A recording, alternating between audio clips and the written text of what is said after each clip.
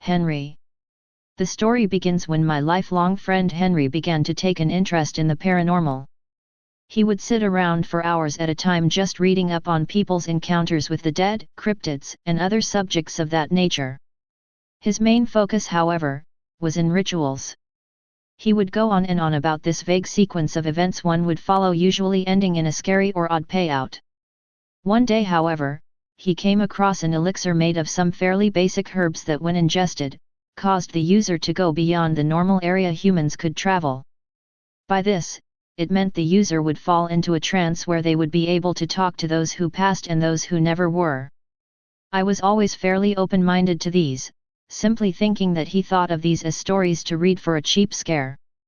In fact, I was starting to enjoy them myself. However, when Henry suggested that he should make this elixir, I was extremely skeptical. I thought either it would kill him due to it being a poison, or mess his mind up beyond repair.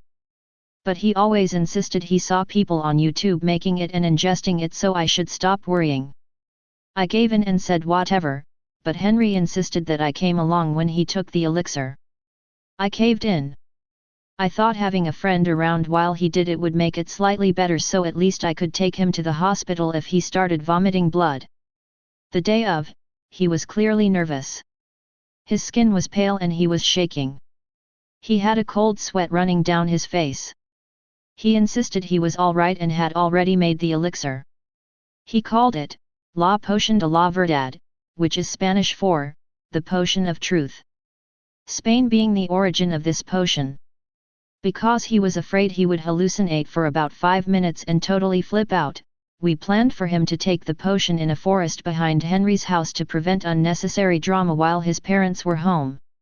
We came to a secluded part of the forest only a few people ever visit to smoke illegal substances, and Henry took the elixir. It was as brown as mud but wasn't as viscous. Its smell was odd. The only way I can explain it is similar to the smell you get before a nosebleed. Henry forced down the liquid and his face scrunched up. He swallowed it, but just barely. We sat there in silence for about 10 seconds. Our eyes met. Henry shrugged and looked around. After that, he immediately fell over, eyes still open. I checked his signs and they all seemed to be in working order, but the odd thing was, he wasn't entirely passed out. His eyes darted around in shock and his heart raced. He tried to yelp, but it came out as a slight sigh. Before Henry took the substance, he told me to wait 20 minutes before calling the ambulance if something went wrong. His heart may have been beating fast, but it wasn't at the point of alarm.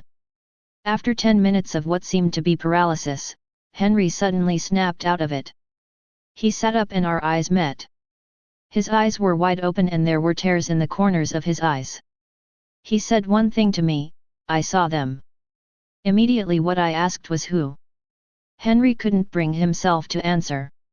Actually, it wasn't as much as he couldn't bring himself to answer, it was more of the fact there wasn't much of Henry there to answer. His eyes were wide, but he seemed unresponsive to my question. His skin was paler and clammier than ever. Afraid that the elixir was still in his system, I brought him to the hospital. They ran some tests on him, but doctors found nothing in his system. It wasn't that a substance was distracting him from reality, there just wasn't enough of Henry left in consciousness to respond. I stayed by his side for what seemed like decades, though in reality, it was probably around a couple of hours when Henry finally said something. In a weak voice he simply said, "Brian, make it leave." Being the first words he'd spoken in over 5 hours, I jumped to the occasion and shouted, "What? What, Henry?" He looked at me with vacant eyes and said, "The thing that never was." He immediately passed out and didn't awake. For the next couple of days, he was pronounced comatose. He didn't say anything or move an inch. He simply wasted away. The once bright face turned to pale skin, and blue lips. One change in the room that was clearly felt was the feeling, it turned cold. Not a chilly cold but an absence of warmth, almost as if all the heat from the room was being pulled towards a point in the room. After a while it caught my attention. Whenever I looked towards the cold spot, I would get a pit in my stomach, almost as if it was staring back at me angrily. Eventually my curiosity piqued. I walked over to the spot and put my hand through. What I felt, I can hardly explain. My arm tensed up and started to lose all its warmth. There was a clear line where my skin tone turned from slightly tan to a cool shade of light blue. I pulled away but the skin tone didn't change, it still hasn't. I looked into the void of coldness and what stared back were small, bright red eyes. It didn't stare into my eyes, but at a part of me I thought unreachable by eyes. I felt it searching my very being, and at this point I stood up and ran out of the room. I sat outside the hospital door curled up against the wall. I felt the heat from the hospital hallway rush in under the door towards that thing. I looked through the window on the door to find a dark figure looming over Henry.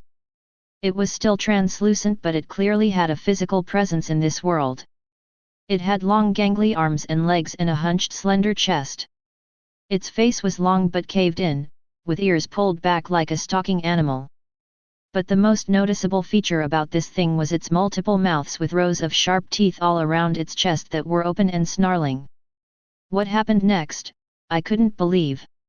As the figure became more and more clear, it began to suck out what seemed to be a white vapor from Henry. After what seemed like an eternity of me staring at this thing, the white vapor no longer came from Henry. His head turned to one side and the air escaped from his lungs. Henry had died, and the monster triumphed. By now, it was completely opaque. It let out a mighty roar and turned its head to me. Our eyes met and I stood paralyzed. It was only a moment, but it will be a moment that I'll never forget. After that, it jumped out of the hospital window and it was gone. Henry was dead. When Henry went where the living were not supposed to travel, he was followed back by a spirit whose horrid purpose denied its right to exist in this world. This being may only survive by absorbing the souls of the living.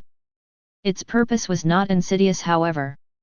What draws it to do such a thing is the pure instinct put into every living thing: survival. Because of Henry, this being has gained a physical form. Stay paranoid, my friends.